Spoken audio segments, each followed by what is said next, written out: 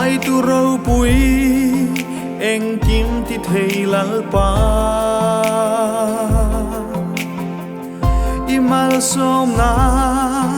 kan don zong zong te hi chiar se na ni lo imangai na thuk zia kan dong kan chang a ro pui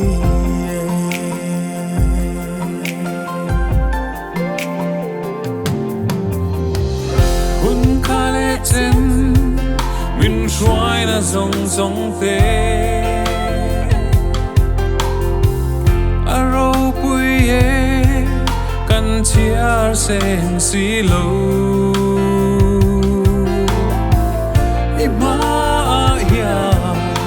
thu soi mai lo chu ti thei dang reng kam nei si lo lom thu kan shil che o la pa he hun lom om min pek vang ya he kan duê i ko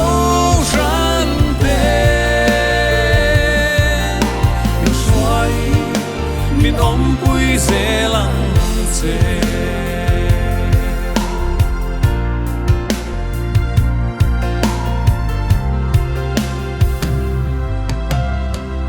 lom thu so in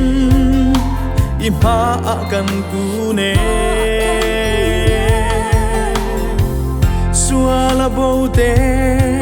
chan chuak ze turin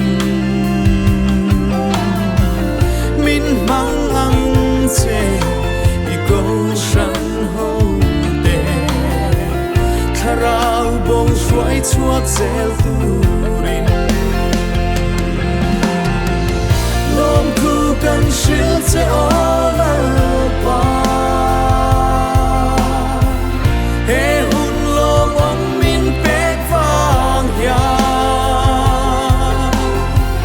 hey kan tu e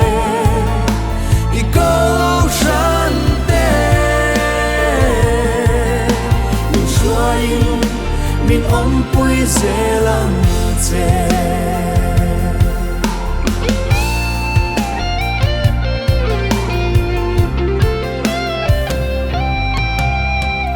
tharau thiam him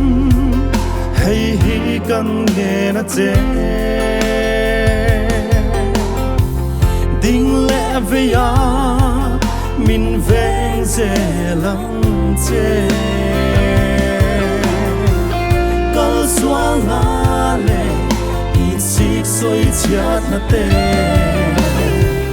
lal pa min ne sat se lang che lom thu kan shil se lal pa thil ro pui min ti sa ka vangi mangai na rong boli tan kong shuai tu ni ze lang che